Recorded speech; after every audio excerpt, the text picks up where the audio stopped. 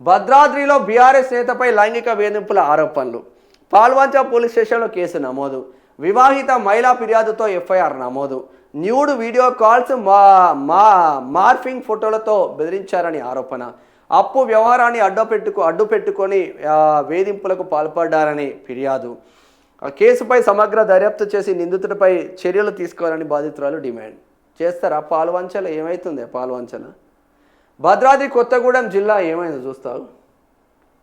భద్రాద్రి కొత్తగూడెం జిల్లా పాల్వంచలో బీఆర్ఎస్ నాయకుడు బొమ్మిడి రమాకాంత్పై ఓ వివాహిత మహిళ చేసిన ఫిర్యాదుతో పాల్వంచ పట్టణ పోలీస్ స్టేషన్లో కేసు నమోదైనట్లు సమాచారం. తనను లైంగికంగా వేధించడంతో పాటు నగ్న వీడియో కాల్స్ మార్ఫింగ్ చేసిన ఫోటోలతో బెదిరింపులకు పాల్పడ్డారని బాధితురాలు ఆరోపించారు. ప్రస్తుతం ఈ వ్యవహారం జిల్లా రాజకీయ వర్గాల్లో చర్చనీయాంశంగా మారింది. బాధితురాలు ప్రెస్ క్లబ్లో మీడియాతో మాట్లాడుతూ గతంలో తీసుకున్న అప్పు వ్యవహారాన్ని అడ్డు పెట్టుకుని తన వద్ద ఉన్న ఖాళీ చెక్కును దుర్వినియోగం చేశారని ఆరోపించారు.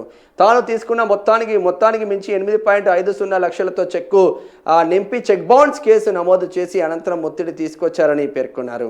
అంతేకాకుండా నిందితులు పలుమార్లు నగ్న వీడియో కాల్స్ చేసి మార్ఫింగ్ చేసిన ఫోటోలను సోషల్ మీడియాలో వైరల్ చేస్తానని బెదిరించారని ఆరోపించారు.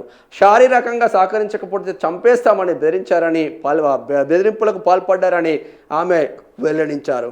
ఈ వ్యవహారంలో సాయి అనే వ్యక్తి కూడా తన ఖాళీ చెక్కును దుర్వినియోగం చేశారని ఆరోపిస్తూ ఆయనపై కూడా చట్టపరమైన చర్యలు తీసుకోవాలని పోలీసులకు కోరారు.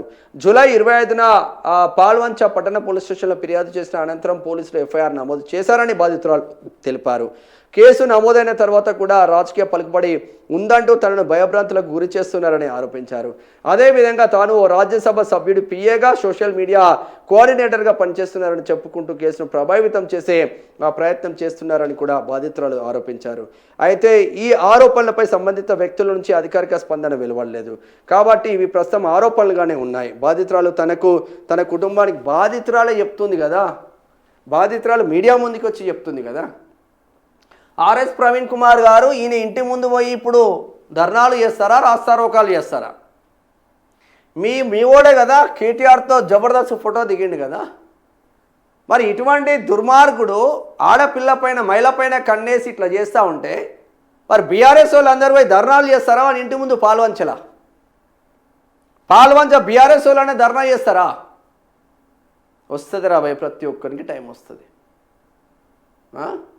ఇప్పుడు బండి సంజయ్ కొడుకు పైన చేసిండు కదా పావని గౌడు, పావని గౌడు మరి ఆడికి ఇప్పుడు మీ బీఆర్ఎస్ అయినా మీ అన్న చేసిండు కదా.